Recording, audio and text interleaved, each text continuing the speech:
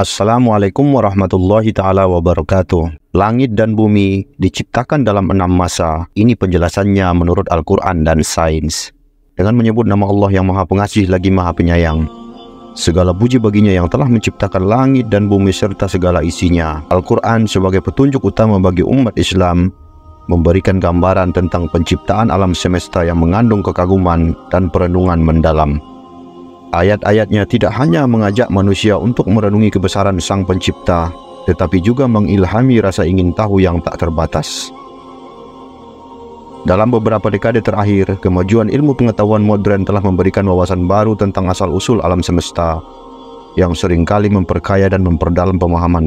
Dengan demikian, pemahaman tentang penciptaan alam semesta menurut Al-Quran dan sains modern dapat menjadi jembatan yang menghubungkan iman dalam ilmu pengetahuan, membuka cakrawala baru bagi kemanusiaan dalam memahami kebesaran ilahi.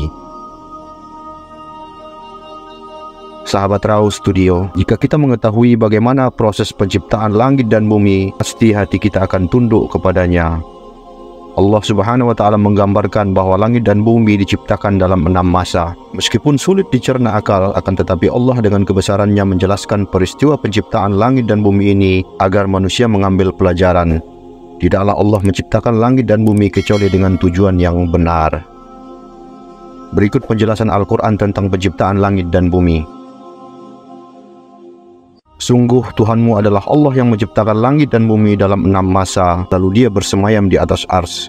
Dia menutup malamnya kepada siang yang mengikutinya dengan cepat. Dia menciptakan matahari, bulan dan bintang-bintang tunduk kepada perintahnya. Ingatlah, segala penciptaan dan urusannya menjadi haknya Maha Suci Allah, Tuhan seluruh alam.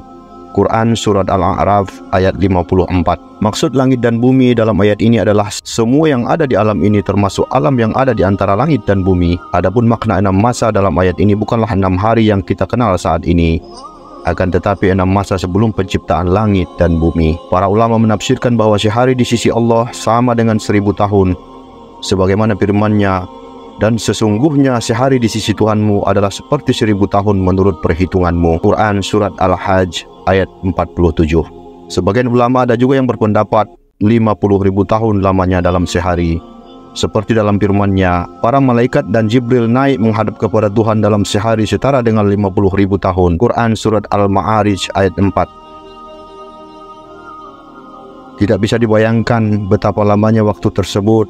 Yang pasti semua makhluknya termasuk matahari, bulan dan bintang-bintangnya tunduk kepada perintahnya.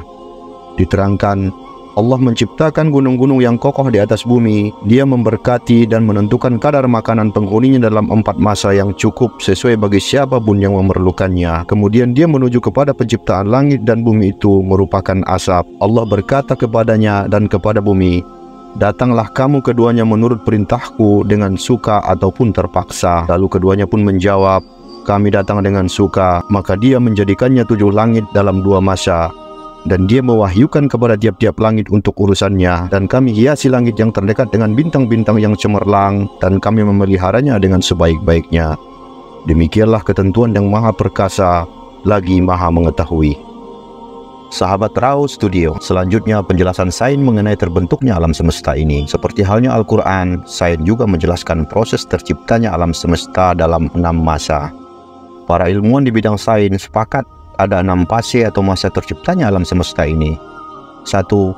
Masa pertama, yakni masa sejak dentuman besar atau Big Bang dari singularity sampai terpisahnya gaya gravitasi dari gaya memisah, namun kontinum ruang waktu yang lahir masih berwujud samar-samar, di mana energi-energi materi dan ruang waktu tidak jelas bedanya. 2. Yakni masa kedua, terbentuknya inflasi jagat raya, namun jagat raya ini masih belum jelas bentuknya dan disebut sebagai kosmik ataupun subkosmos. Gaya nuklir kuat memisahkan diri dari gaya elektro lemah serta mulai terbentuknya materi-materi fundamental dan sebagainya. Jagat raya pun mulai mengembang. 3. Masa terbentuknya inti-inti atom dari jagat raya ini. Gaya nuklir yang lemah melalui terpisahnya dengan gaya elektromagnetik. Inti-inti atom seperti proton, neutron, dan meson tersusun. Masa ini dikenal sebagai masa pembentukan inti-inti atom. Ruang, waktu, serta materi dan energi mulai terlihat terpisah. 4. Yakni masa keempat. Elektron-elektron mulai terbentuk, namun masih dalam keadaan bebas. belum terikat oleh inti-inti atom untuk membentuk atom yang stabil. Sahabat Raus Studio, dari segi sains pun menjelaskan tentang 6 masa penciptaan alam semesta. Semakin kita mengetahui proses terciptanya alam semesta ini, semakin takwalah kita hendaknya kepada Allah Subhanahu wa Ta'ala. Lalu masa yang kelima, terbentuknya atom-atom yang stabil, memisahkan materi radiasi dan jagat raya, terus mengembang dan mulai nampak transparan. Seterusnya masa yang terakhir, yakni masa ke-6, jagat raya terus mengembang, atom-atom mulai terbentuk agregat menjadi molekul-molekul, makromolekul, kemudian terbentuk dari protogalaksi, galaksi-galaksi bintang, dan planet-planet.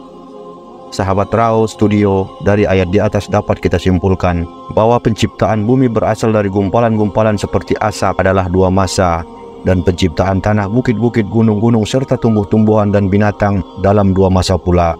Dengan demikian, sempurnalah penciptaan bumi dan segala isinya dalam 4 masa.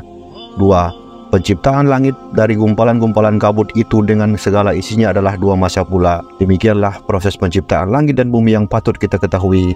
Allah menciptakannya dengan keseimbangan dan keserasian, tidak ada benturan atau tabrakan satu dengan yang lainnya.